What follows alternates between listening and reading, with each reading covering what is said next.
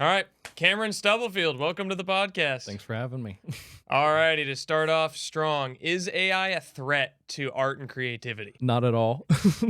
I guess there's two things to this. I'll steal words of a smarter person, but there's Sundar Pichai. He's asked the question. He's like the Google AI CEO. He's asked the question like, should people learn how to code? Like, is it really worth it with AI being able to do it so much better than us?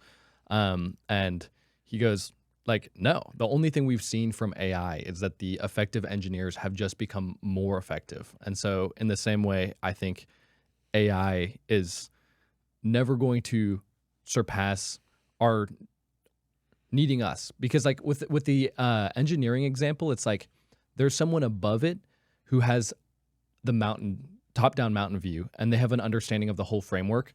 And then when it comes to beauty, I mean, with art, it's like there is no shot, no chance in a million years, and we can argue about this all day, and hopefully we'll get into it, that AI will be able to understand what beauty is the same way we will. What are your thoughts about it? Yeah, I think when it comes to that last point you just said, AI can't experience beauty. And I think that is a big part of it, is the felt connective piece. You could probably have AI do a pretty solid, give you an understanding of why a certain piece is beauty. Like, I think we were joking around of like throwing faces into ChatGPT and like, is this an attractive face or something? It would give like, yeah, there's like good symmetry. It can describe why, like, there's not much acne, skin's really clear, facial symmetry, the hair looks well groomed, all that stuff. It can do the data points, but it can't get the, almost like if there's waves coming out from people, it doesn't feel the crash of the wave onto the senses.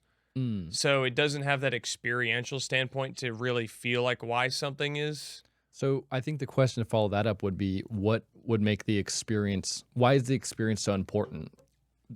Why would that let you create beauty? Because I think the experience is important to beauty because the experience is the point. Okay. I think the point of beauty is to move humans. So you oftentimes say like, God is the good, the true, the beautiful. And so let's put that just within beautiful. How would that be separate? Because to some degree, whatever's making us move, like AI can make us move. Like AI can tell me, I should have this supplement and that will make me move. Like, what kind of movement do you mean? So the ancient word for spirit often overlapped with breath or wind. Yeah. And this idea that it's the thing that makes the tree move, the leaves move. It's the animating. It's the invisible force. Animation. Yeah. So the AI can very much inform a decision, I think, in like a calculated way. But I don't know that it can really give you that experience that would lead you to ask the question in the first place. Jordan Peterson talked about a question being a mini quest. They're etymologically related, question and quest. So it's like a quest. And AI can't give you the quest, but it can help you with the quest. Okay. So you can take an easy example for me. A couple months ago, I was having just a lot of skin inflammation on my face, red over here, and I was like, okay, I just want to get rid of this. And there was something that, I was moved to ask a question. Then AI helped figure out, okay, it could be this. I gave it like all this stuff in my diet, like what's my pillowcases, all this other stuff. And it was like, here are some potential things you could troubleshoot. Yeah, now you have a silk pillowcase. Yes, now I have a silk pillowcase, and I don't do whey protein powder. Yeah. But it didn't give me the impetus. AI didn't give me the impetus for moving in that direction. Once I was moving in the direction, it helped. And I think AI can help hone in. So when I was coming up with the branding for this podcast, I wanted to find a logo. I was like, here's kind of the vibe, maybe a couple colors, some ideas, some associated ideas or things that are in the constellation that I'm looking for, and it helped hone that. It was, okay, here's an image. I was like, maybe not quite. Change the colors. And it was like, okay, here's new colors. And I think it helps refine. Yeah. It's a good refining tool. Well, I think ironically, you're hitting on pretty fundamentally what AI is, which is a GPU and matrix math. So, what matrix math is like, let's say imagine a square and you have a 1 in the top corner, like you have a 1 in every single corner, but a 3 in the lower right. Then let's say you have another square and you have a 2 on every corner and then a 3 in the lower right. It's like what a GPU does is it adds those all at the same time. So now it would give you a square where you have 3 in every corner except for a 6 in the lower right. I don't know if that all made sense. And so like adds the squares together into a new square. So to oversimplify, as someone who is not an AI expert, it's basically turning words and concepts into some form of a matrix of like numbers that have these like super abstract meanings. And then it's using that to predict what comes next. And so why that's so effective is because there's this giant library of information and there's all these little drones who are categorizing them. And, you can get into all the things like there's context, like once you've narrowed it down, all the numbers change. But it's just like, it's taking all of those variables and it's giving them to you. Like for your example, it's like, I want to get my skin better. But it's like, there's these steps that could be taken that would help me to do that. What AI does is it finds those variables for you and then it puts them in front of you. And so I guess the conclusion of what we just went through is AI can only do that. Like there's nothing beyond that. And fundamentally, like that is the mechanism that is AI is doing. So I would agree. But I think that makes the next question. It's like, well, what gives us the thing above, Yeah. What's that extra thing? Because yeah, it seems as though at least the LLMs, that's AI as we know it right now. Yeah. Who knows if there will be some other way, but basically it's just I'm not an expert at all on AI either, but it's like a very good summarizer. And perhaps in your analogy, AI is like a little agent that you run out to go find stuff really quickly and bring it back to you. A collector kind of. A collector. Okay. So you've got like, okay, go here, here, and here, and here, or here's a broad map. Is it over here? It'll run, go find this thing. And then it's like, that's not exactly what I'm looking for. Go in this direction. So I think it's a good tool for helping hone. And I think that's to your point with the example of the engineering, the Google Gemini engineer of it helps cut out the extra steps to getting stuff done. It's very helpful for troubleshooting. And I think that's the reason why I wanted to bring you on, is because you were working on a short form project and looking at different, like the new Sora model and the new image generation models. And you were just hyper focused. You were doing a bunch of creative stuff and giving it the direction. And it was helping you get to the final product much faster than you had been able to do before. Yeah. And it's the same thing that a calculator does, right? I'm a manager of a calculator now. I'm not doing all of the hard equations and things like that. I think it's hard to get at the question without asking like, what is beauty kind of a deal? Like what is like, because the original question is, will AI like kill art or whatever? But it's like, what is art? You're trying to create something beautiful and inspire or give people that spark. Whatever art does, it definitely is that spark. I'll watch an artistic movie. Like I watched Little Miss Sunshine like the other night and I was like, all right, I'm motivated for the next 2 weeks. And that's something AI could never do. It's like maybe it could like trick you, but I think it would be tricking you with like a copy. Like it's the fundamental way AI makes an image, right? It was diffusion and now it's autoregression. Diffusion is, I have an image, I'm going to add a little bit of noise to the image, so just like random colors, and then I'm going to try to get it back to the original image. And then I'm going to do that a million times with a million different images, and each time I'm going to get these little, matrix grid of numbers that mean things like dog is furry, dog is short, dog is 4 legs. And then I'm going to build out this giant library, and I'm going to send my collectors out there, and they're going to bring back all of the books or all of the pieces of information, and they're going to make me an image. That's diffusion. Actually, this is cool. I learned this today. Autoregression is the new way that that's how ChatGPT, their latest image model, is doing it, which is totally different than diffusion. So instead, diffusion is like adding noise to an image and then adding it back in. Autoregression is more similar to like more similar to the way AI talks. It's like predicting the next word. except for it would be like, for instance, like, okay, image of a brick wall. It's like earthy colors, grid-ish shape, slight offset, rock texture. You know, it's just like adding those next words in to it, kind of. And so, like, once again, don't totally understand it. But it's like, that is all AI is. And it's like, at no point in that, you know, picture of grabbing all those things of the library is there this, you know, spark. Like, if anything, your prompt, you giving it the prompt, that was the spark. And so it's like, that's how you know AI will never have the spark, is because you're talking to it.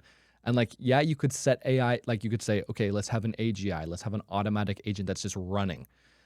Someone set that AI off running in the first place. Someone already built it and put all the work into it. And like, that's the spark. And so I don't know, I guess we still haven't answered the question though. What is the spark from? What's the beautiful thing in art that AI can never kill?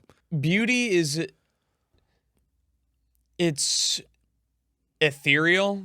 Beauty is ethereal and indescribable, primarily because it comes through the medium of senses, which it's bringing in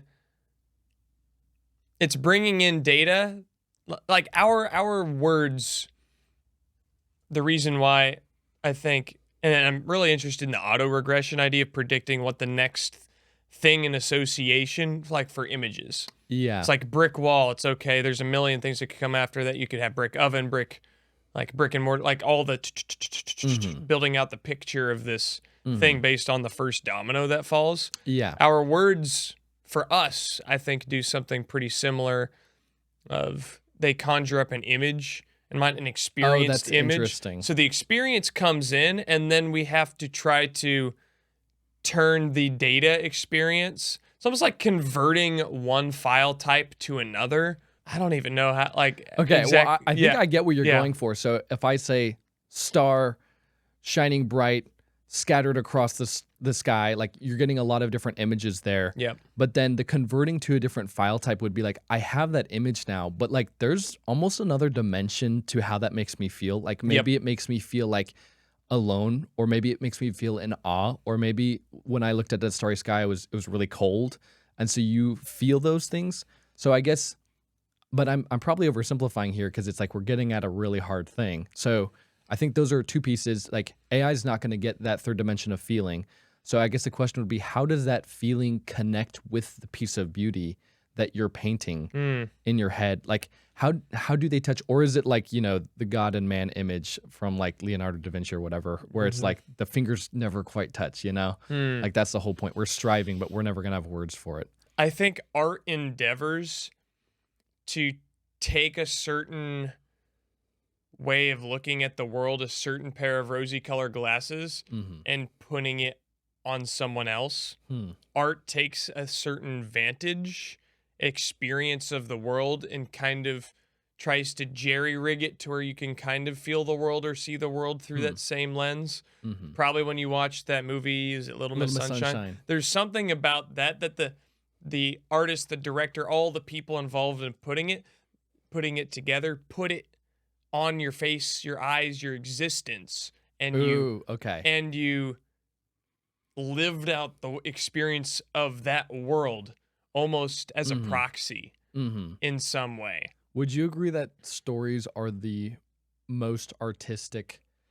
Maybe not most artistic, but if there was a single medium that you could use to put that experience on someone else's eyes, it would be story? I think so. I think story,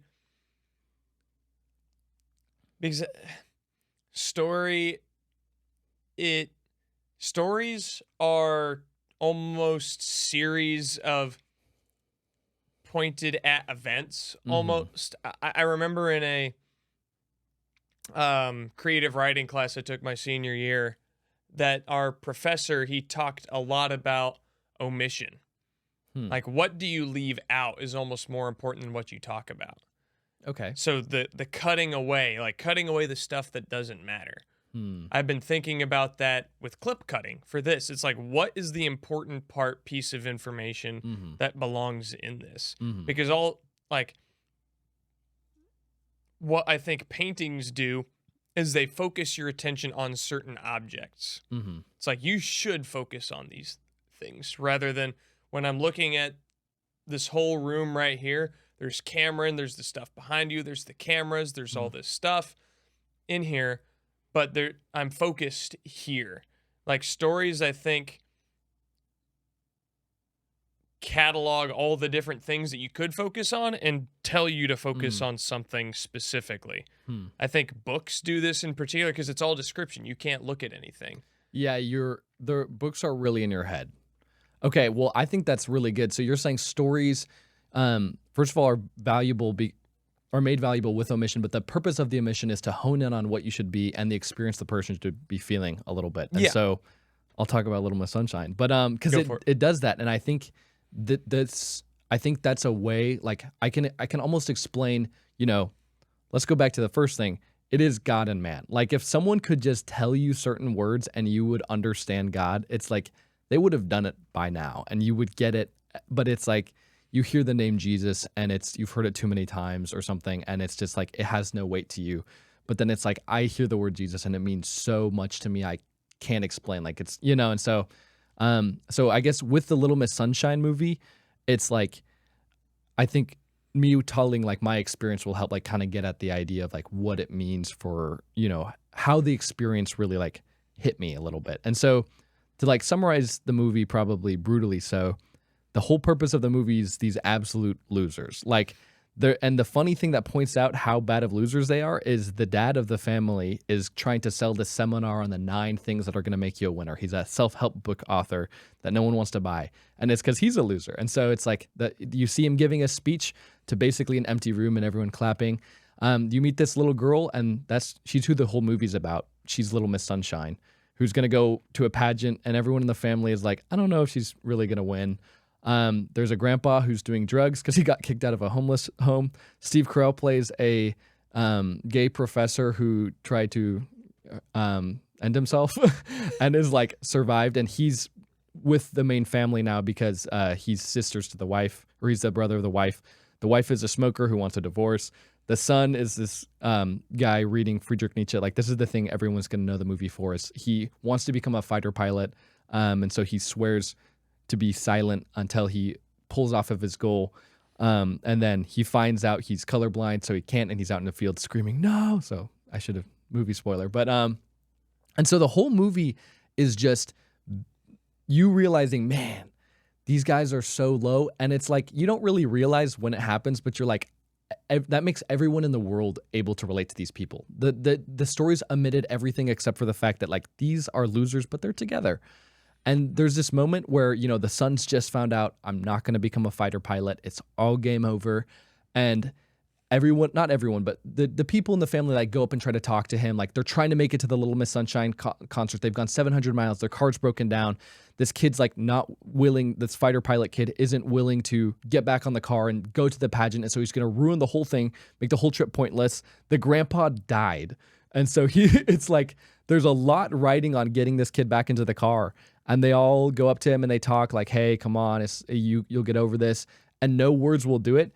And the dad goes to Little Miss Sunshine. He goes, okay, like, why don't you try? Whatever. Like, she just walks up to him, sits down next to him. You see them sit down in silence together for a little bit. And like, I get emotional because I'm like, you get it so much just from like seeing it. But it's like, after like a couple moments of silence, the brother goes, okay, I'm gonna go. Like I'll get back up. He gets in the car. He apologizes to everyone.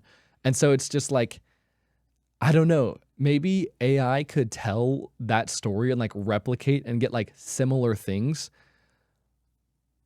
But it's like, it's just going to be a regurgitation. No matter what AI makes, like stable diffusion, autoregression, when AI makes videos, it's essentially imagine, an image is a 2-dimensional plane and then a video is just a cube. There's just like a trend, of context that affects each image after it. It's like, these are all predictions of like what will make you moved.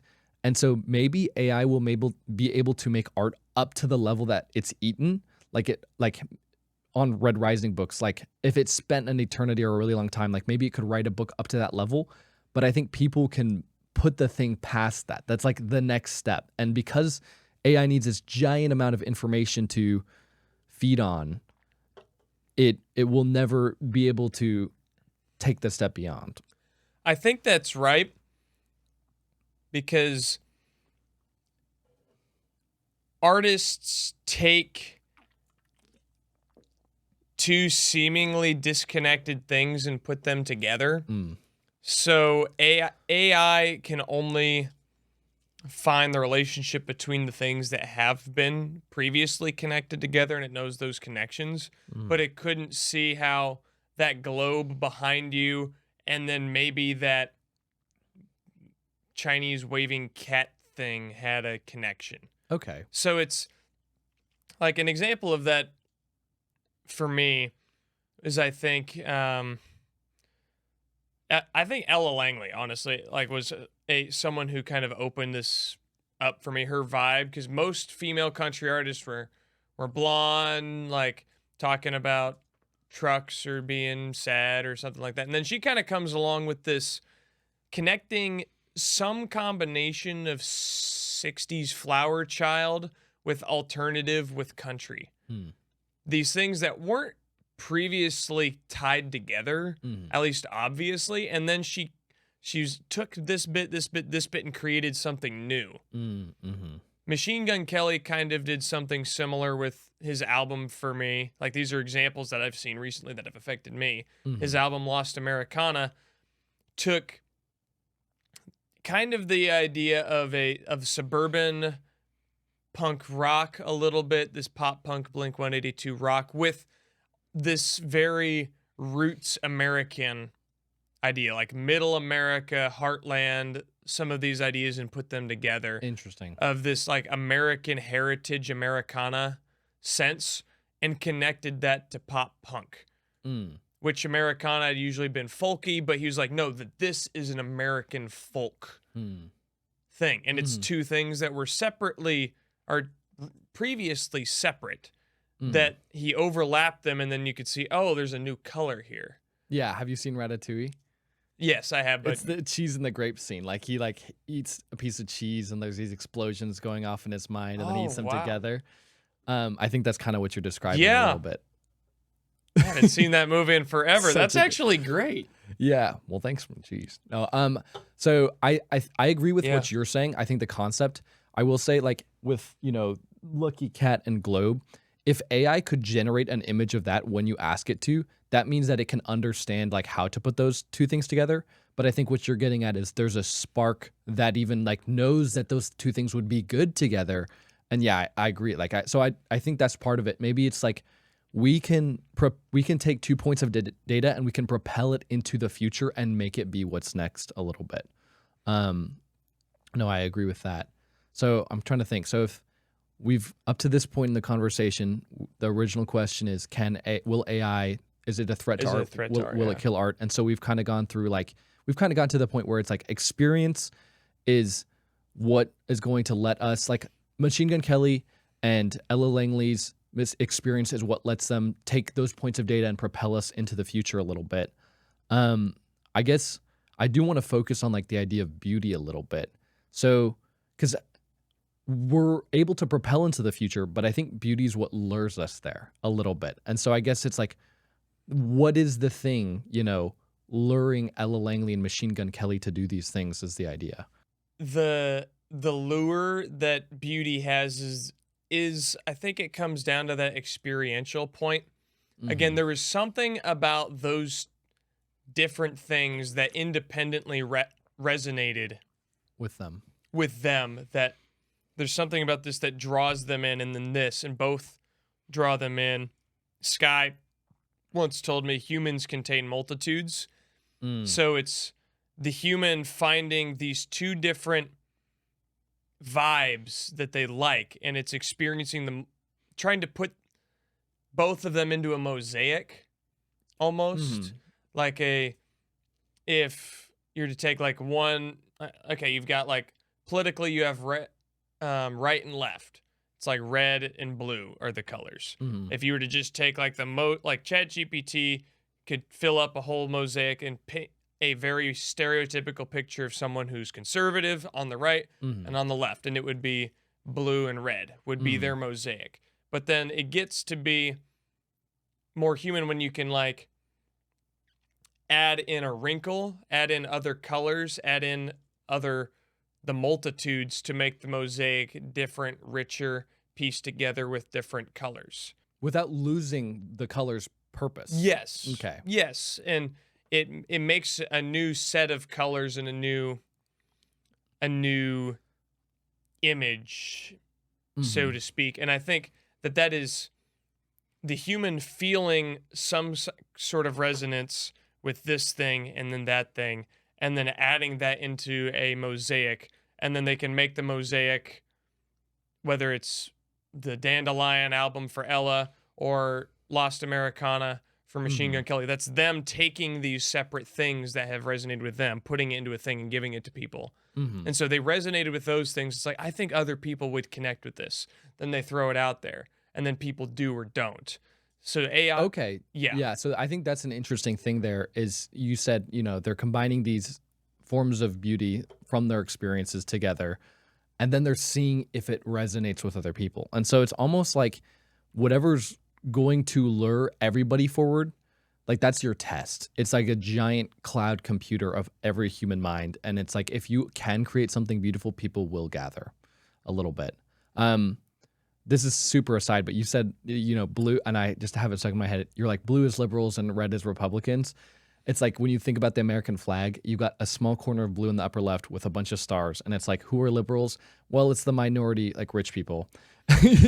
And then it's like I mean, the red and white stripes represent like the different states or whatever, or colonies. I don't even know. I should know. But it's just like, it's the majority of it. And so it's just kind of funny how from a land standpoint, like imagery can kind of even be in our flags. And it's like every country has a flag. Like it's at one point it was pretty important to us, and now it's like, how often do you think about a flag? Not much. But so okay, I like that. I think that's, so it's almost like the group, like us, like seeking liking Machine Gun Kelly and Ella Langley in an odd way. It makes it beautiful, and like almost grows it, because there's a whole thing where like the study in psychology where if you flash a bunch of images across someone's face and they don't even register it because it's for so short a period of time, that they'll still be biased towards that image later if they're looking at it from a lineup and seeing if they like it aesthetically. To say that simpler, you see an image, you like an image, even if you saw it very briefly. Yeah. And so there's this weird thing where it's like Ella Langley, Machine Gun Kelly made something beautiful, and people liking it made it beautiful, and yet it was also already beautiful, therefore they were attracted to it. Yeah, I think there's something to that. And then it kind of keeps the cycle of creating things going. After 2021, 2022, Zach Bryan put out his album American Heartbreak, 2022. And then you have this explosion of dudes with acoustic guitars singing into a microphone and camera about cigarettes and late nights and being a beat down boy from Oklahoma. So there's this Zach Bryan put together some amount of roots poetry, folk country, and beat down Americana together into this new image of American Heartbreak that resonated with a bunch of people. And then they're out there trying to do their own mini versions. I talked with Tripp on the first podcast that him and I did, that talking about stealing in art. Okay. And I think everyone has to, when they're creating things, steal and then copy initially. Yeah. Like, the only reason anyone ever picked up a guitar was because so they could play a riff that they liked one time, and then just straight up copying that. Then once you can copy it and recreate it, you can start adding new little bits to it and adding on and piecing together something new. Yep. Which I agree with, but it's like, yeah, that's how we do it. We steal, and then and we're wanting to copy something that we like, and then we add our own little bits to it. It's like, unfortunately, that is what AI does, technically. Like, it is just stealing and just copying. And so it's just like, within that example, it's still coming back to what propels it beyond. Because I guess if AI, I don't know. I guess here's a good question. If you had to give AI the thing that would make it artistic and be able to threaten our version of art, what would it be? It might just come down to that experience standpoint, because the guy felt something when listening to the sound of the song Mm-hmm. that prompted him to pick up the guitar. Okay. So long as AI doesn't have experiences and then something to filter through to make the experiences mean something, because like someone could go up to you and slap you in the face. Mm-hmm. And depending on the context, depending on the meaning it has, like it's the raw data is someone hitting you. It's skin contact to skin contact, ouch, pain. Mm-hmm. That's the bare experience stuff. But behind that, there's this veil of attached things. If it was Trip or I, where it's like a friend, it's like this goofy, like maybe like a slap, haha, whatever. Mm-hmm. But if it was someone, maybe you're out at a restaurant, at a bar, you're having a drink, and then someone just comes out, wham, no one who knows you. The meaning associated with the raw data is vastly different for those two things. It's true. Well, so that's context for AI, though. Yeah, AI can okay. distinguish the difference between a riverbank and a bank where I deposit a check Mhm. too. And so I think we're kind of getting to it though a little bit. So I would say AI doesn't have. I think it is the experience. I think it is the story, but I think it's just the fact that you have a story and just the fact that you have an experience. So what I mean by that is AI generates a 2D image and then it can make a video which is like, now imagine a cube, because it can experience, it can make images throughout that have like that follow up, like the ball is left side, middle, right side of the screen. Now we have movement. But you can tell a story, and that story is a dimension within it that is just beyond that AI doesn't exist within. And the reason AI will never exist there, which this is just guessing, is it's like AI is ultimately just a computer, and a computer is ultimately just a 1 and a 0. And so it's like you could technically simplify a computer into an incredibly planetary sized set of funnels where a ball will drop or like water will flow into these exact buckets and give you the crazy calculation you could have never done in 10 seconds. And now the, incredible image generation that you would never have been able to do with, 10,000 years of painting. But ultimately it's still a physical thing. It's still, a set of funnels and water pouring down it into buckets.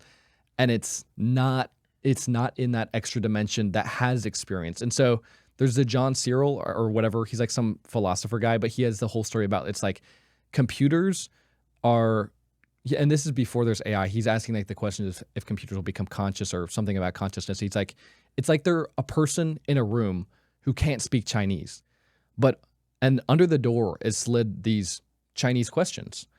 All they have is, okay, this Chinese character turns into this Chinese character. All they have is a bunch of rules that tell them how to solve the problem, but they've never learned Chinese, nor will they ever learn Chinese, nor can they learn Chinese. And it's the fact, so they're in that physical world, and it's just like the fact that you can experience at all is the language that they'll never understand, if that makes sense. I think so. And part of that could be the why behind moving a certain way or another. Like that first domino of like, why should this domino fall over rather than that domino? Because I think when you ask ChatGPT a question or give it something, you're pushing over a domino that leads it to predict, will give you this thing. So it perhaps what it misses or doesn't have is the why should we push this domino rather than that domino?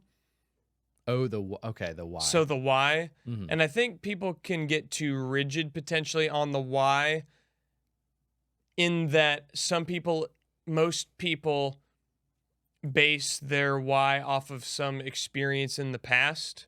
Why is someone pursuing a degree in nursing? It's perhaps because they had this experience with a nurse or someone in the medical field that was really impactful to them that made them want to do the next thing.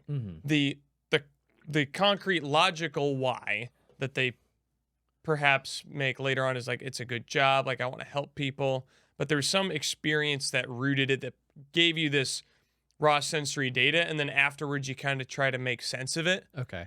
And that's something I talked with Cole that I think I was hinting at earlier when I watched Dune. When I watched Dune 2, I was in like a funk for 2 weeks. Yeah. Almost. Like there's something ethereal about my experience of the movie that like I can give you some ideas of why the movie itself impacted me, but I couldn't make you feel that experience and see why that movie was my favorite movie ever. There's something about the way the story was, the romance, the characters, all this other stuff that was this, for whatever reason, in that one moment in time, it like funneled together and boom, hit me.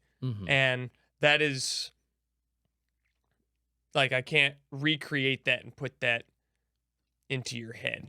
It's true. And so, yeah, Dune's an interesting example because I think if I was to try to put in words, and like, once again, who knows if anyone can, the story of Dune and the stories that impact you are trying to tell the same story, and they're doing your omission technique. They're trying to cut away and tell only the valuable, and their ability to do that is what defines the impact of the story. And then the next question, and so, but that goes back to your other concept of like, well, you, with your experiences, can tell why. And so it's like, just once again, it's like, it's just the fact that we experience that we're different, because that experience is going to tell you why. It's going to tell you what to cut away from the story. And so AI could copy a story, sure, maybe could tell a story up to the same quality of the best story that's been told, but we're the only people who will be able to chisel away the parts of the story and tell a better story. And it's like, even what I'm doing right now, the arguments I have in my head, no one could build these up for me. It's like, I want to tell stories, and no one has had to face the problems of technology ever, to have like the audacity to tell these stories. Like, I want to tell stories.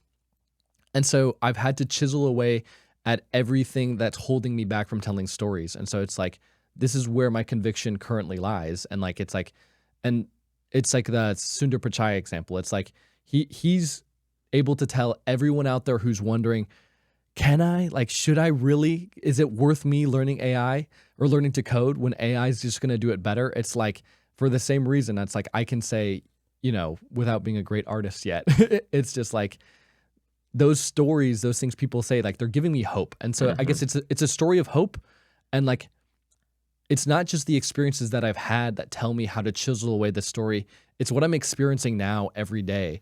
And every time that I try and I fail, it's like, oh man, my story isn't chiseled away. I ultimately think I'm hammering away at a sword. I love the example of a sword for so many reasons, but it's like, we both love Pareto distribution, like the 80-20 rule. It's like most everything comes down to one thing. Like, I've been struggling a lot in a relationship, and my brother made me ask the questions like, what's the number one problem and what's the number two problem?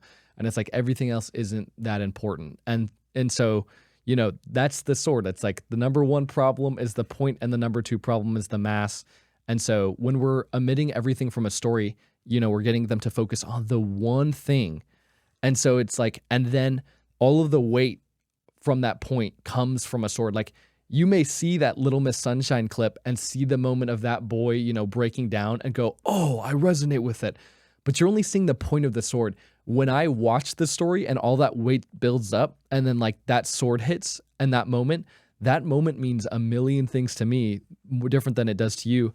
And the reason stories are so important is because it's like, that is experience. Like, a story is it's just you showing a series of experiences. It's showing the entire dimension of which we live on. And it's like, stories exist longer than anything else humans have built. They'll impact you deeper than anything that you've built. And so somehow we feel the thing that it's talking about. Like, that is the weird thing that you can, someone else is telling this story of Little Miss Sunshine. Experiences that have never happened before, but are coming from some amalgamation of something that the director and all the other people experienced to try to paint a picture. And then you're somehow able to feel tangentially the things that they're it's like, that is so crazy. It's insane. that you can basically take a fictional experience and plop it into your experience, filter, existence, whatever you want to call that. I don't think there's an English word for that. I know there probably isn't. Yeah. And it basically makes you look at the world the same way as the characters in the movie. And then those characters feel a certain way because they're focusing on different things. And then you get to focus on those things. Like, is that a good thing to focus on? It's just, and you could, and we both like Jordan Peterson and these people who break down why stories at a mythological and symbolic level matter to us. Almost like they're like reverse engineering the story in a way. And you can tell the same, like they kind of break it down into the nuts and bolts of the story, like using these mythological archetypes of these different character profiles and everything. And I remember talking recently on the phone with a friend about How to Train Your Dragon. Such a good movie. He had never seen it before. Oh my goodness. And and Trip hasn't either. It's insane. It might be like the best animated movie out there. Yeah, it's like top 5, top 3 maybe. And it, because he's been thinking about his relationship with his girlfriend, met her like around the new year, started dating. He's been wrestling with this, like, okay, this dynamic of now that he's got a girlfriend, like the story is typically like, okay, you got to lock down a stable job, make sure you've got like stability, make sure she's calm. But he's been really craving some sense of adventure, of needing to like push beyond and take risks with something. But it's hard to do that when you're like, okay, if I get married and then we have kids, like, and what that movie does, How to Train Your Dragon, is it shows the guy in the relationship, it's Hiccup and Astrid. He basically pushes her to the edge of risk to go on the adventure with him. And that's when it catapults to the next level. Oh, dude, that's so good. I'd never even picked up on that aspect of it. That's crazy. You gave him good advice. Yeah. Did he watch it? I don't think so. Bro, if he watched it, he needs to watch it. He does. He would get what you said. Like, you told him, and he probably was impacted just by you telling him. But if he went and watched it, it's like, boom. and then this whole soundtrack that, oh man, insanely good. And you could take that story. You can take another one that I remember liking a lot was Tangled, the Rapunzel movie with Flynn Rider and Rapunzel. Like, you have the baseline archetype of just the guy that's just searching for money and riches and whatever, and then the girl who's got like everything's safe, everything's like locked in. But the opening song of the movie is "When Will My Life Begin." Oh, interesting. So she has everything. She has all the stability that if you're in a relationship with a girl, it's like, okay, you got to make sure everything's stable. You got to be responsible. She had that everything already, but there's something missing. And then the guy is like looking for the money. He's like trying to define something. And they both, at the end, there's this song. How does it go? That's when I see the light. Something like, there's the lanterns. The lanterns. They're on the water, and they're singing the song. It's like the fog is lifted. Yeah. And so they both provide each other the thing that gets them beyond. He's no longer just fighting to find money and riches, but he has a reason to go adventure and do something more. And then she gets to go on the adventure she never would have had. And so it's like,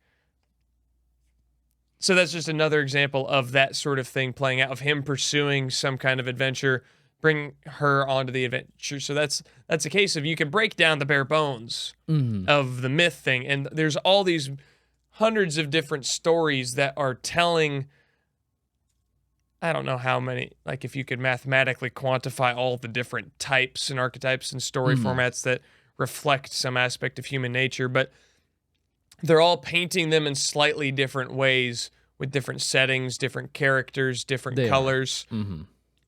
But they're taking these somewhat universal pieces and then painting a bunch of different mosaics with them, just making you look at it just a little bit different. It's like, oh, and then you can feel that, and then you get moved. Well, I love your example of Rapunzel because it's like, yeah, she has shelter, and that's exactly what you think a girl would want. And I believe Flynn Rider actually has like a crown or something crazy valuable. Yeah. So he has, They all both the, have they have everything they want, and then they realize, ultimately it's finding each other, but they're opposites. Like she's in his tower, she's never been anywhere. He's an adventurer who's been everywhere, and so it's just like, I think beauty, like art, is often found in the opposites. And so you've heard me say this a million times, but I mean, it's like opposites to come together to create life. So when we're talking about what propels us forward, it's like it is love, and love is the two opposites coming together. And so love is seen in everything. Like obviously men and women are opposite. They are the opposite genders, and they come together to literally create life. And that's true of animals as well. There's black, like there's darkness, and then there's light, and they come together to create color, because what color is, every time you see color, it's the full spectrum of light bouncing off of something, and only the part of light that is that color bouncing back into your eye. And so that's creating color. It's like there's being asleep and there's being awake.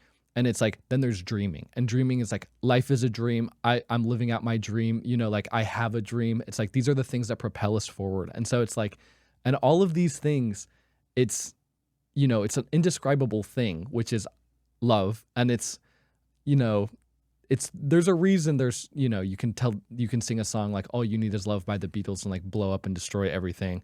But at the same time, it's like, it's too cliche to say all you need is love. It's hard, but it's like, it's what it is. And it's like, that's the whole purpose of the story is to experience that. And so it's like, if there was a fine point that the story does, it's like the whole Little Miss Sunshine, they're building up how horrible these people's lives are. So that moment of love destroys you, because you realize that like, no matter how big of losers they are, the love is enough. And like, dude, fantastic movie. Oh man, you need to watch it. My buddy, I was telling my buddy about it yesterday on the phone, and he texted me like, my favorite character, 30 minutes in, I love the grandpa. He's so funny, favorite character. And I was like, because I know the grandpa dies, like tough dude. And so then I texted him like 2 hours later, like, how do you feel? Like, what'd you think of the movie? I haven't gotten a response back yet. But to be fair, he's like an EMT, so he's probably like working or got stopped. I don't know. Yeah, brutal.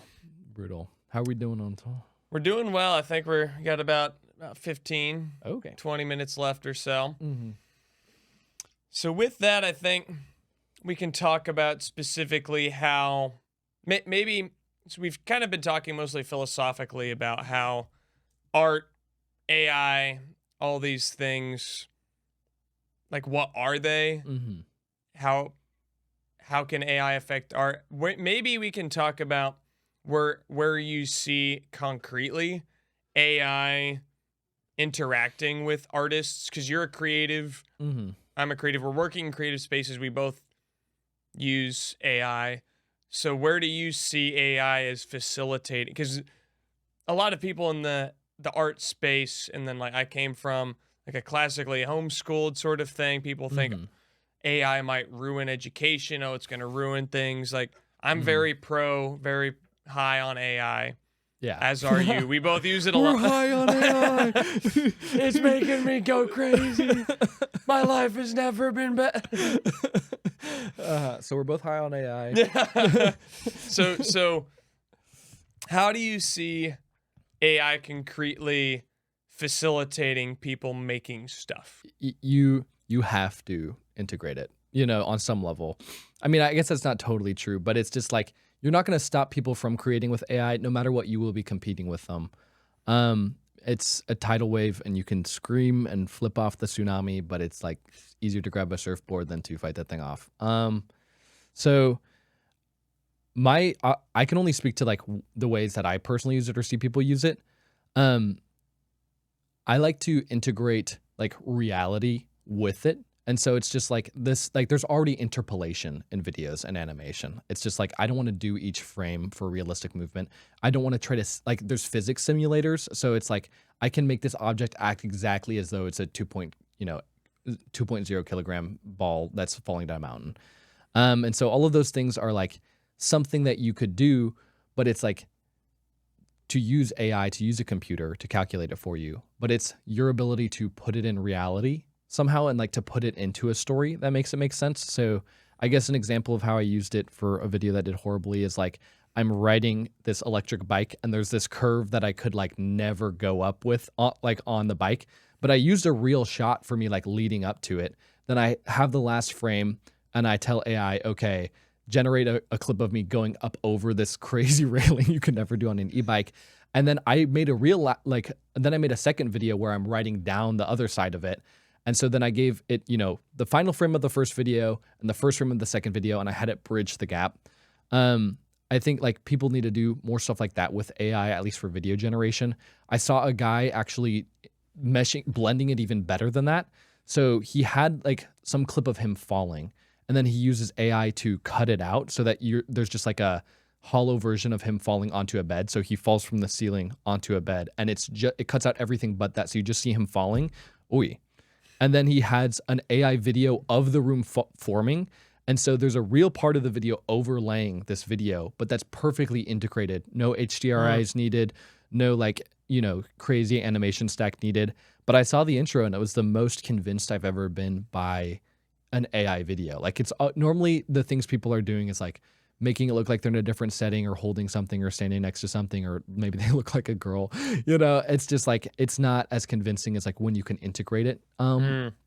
If that makes sense. Cause it's like in the same example of like a physics simulator, it's just like I've already built out a real plot, a real story. And so it's just, I guess, start frame, end frame would be kind of how I see it. What about you? Like, how do you use AI? Well, I want to comment on your use of the word integration. And I really, really like that because there's a lot of changes culturally and technologically going on right now. And a lot of people have a nostalgia for the past. And like a big reaction for a lot of people is I want to just go back to that time. Like there's like the whole trad wives thing. There's people on the right that are like, let's just go back to the 50s. Let's go back to the way that was. But we just cannot physically go back. The facts of the case are not that. We are in a different time, different facts. Like we can't apply the same rules. We need to reintegrate the things perhaps of the past with the things now. So I come from the classical education background. I was classics major. I was classically homeschooled. And a lot of people in that sphere don't like public education at all. It's like it's ruining kids and all this stuff. It sucks. Let's do it this way. And then it is an appeal to tradition of a way that it used to be done. Like in America in the 1800s, everyone learned like Latin, and they learned all these poems, and they read these great stories. So it's integrating that, and I think in like a pretty solid way of integrating what it used to be with now of like, okay, we're in suburban America, it's homeschooling, it's not in actual schools. How do we? It was an integration of two things. Here's the facts now. Here's what used to happen. Let's bring them together. Okay. I think we need that with AI to fake. Because I think the fear with AI is it's going to dehumanize certain things. Like it's going to separate what's most us from what's most human. My mom has talked about with AI first or AI forward education systems that it's going to decrease like the human factor, like the human connection with the teacher. Sort of a thing where the people who are making those, like Alpha Schools is the main one. They started here in Austin. It's two hours of AI curated instruction where it's like basically a personal AI tutor. And then there's like a coach almost in the room that provides almost a mentor, spiritual coach. Because it's like a teacher in the classroom is giving you information, then also theoretically trying to inspire you to take that on and love it. Like my favorite professors did that. They were good at communicating the information, but then also showing why you should love it through their love of it. So what AI can do in that case is communicate the information the way that the individual kid needs it communicated to them at their level at the time. Mm-hmm. And then you still have the human that provides that connection level, the reason why to keep going, like this coach. So that's a reintegration of, okay, technology can pull us apart, but it can also bring us together if done in the right way. So you're pro that example of the AI tutoring plus the coach? Yes. No, I mean, I agree. I think that's super interesting. Even before this, I was asking AI some questions like, I don't know that much about matrix math or GPUs. Like, can you put it in layman's terms? And I was like, this is what I would want, is a teacher who can just tell me everything. And so I guess that's an example of giving the spark to someone, but still utilizing everything AI can do. Yeah. So I guess that's interesting though. So, okay. Can you say that again, but can you like paint it as a picture like of how you would think an AI integrated world would be that still is like, you know, got that stuff from the past that we all crave and that, I mean, we're missing today. However it does that, because I'm not sure exactly how it will. The way that I'm doing it is I'm using it as a tool to help me communicate things that encourage people to form in-person community.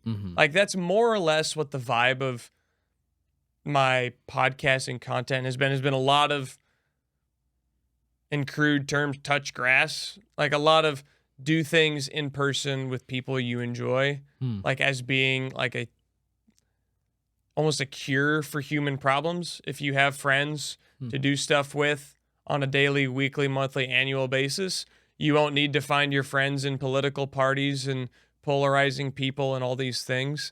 So AI can be a tool, I think, to do that. And the question is how? How can it cut through the fluff of the other stuff that points us in the direction of community? Because it can obviously pull us away. Like there's the whole AI girlfriend phenomena, AI only fans, and all this stuff that's literally giving you a proxy for actual connection that's easy and is like actually tearing away at you. So it can do that. So you're kind of saying like you're using AI as a way to get to the human experience. Yeah. And that's where I think it does best, is when it does that. How does it do that in every case? I'm not exactly sure. My hunch is through, rather than replacing the human part of stories, it helps facilitate the human part. It helps you animate this video in a way that you would have taken forever to do otherwise. Yeah. It can help you tell the story better. It can. Well, yeah. Or it can replace the story, and that's like plagiarism in schools and all this stuff. No, that's interesting. I mean, it goes so deep, but it's just like, you're just saying human experience is what we should be going for and using AI to get to that. And it's like, yes, like it's got to be a resounding yes, because the thing you should most love are people. And the experience is what elevates you above AI. And so it's just like, you've just put AI into this proper place in the hierarchy, which is only a tool to better love people. I think that's beautiful. I think that's really good. And I think that's a good way to close this out here. Yeah, man. So Cameron Stubblefield, we just chatted about AI and art for about an hour. That's crazy. I'm glad we could fit us in because we're getting into big travel season and there's a lot going on. So thanks for making the time. Dude, thanks for having me, man. It's been great. Has been. Boom. Worst step up ever. No. Ay, ay, ay. Dang time.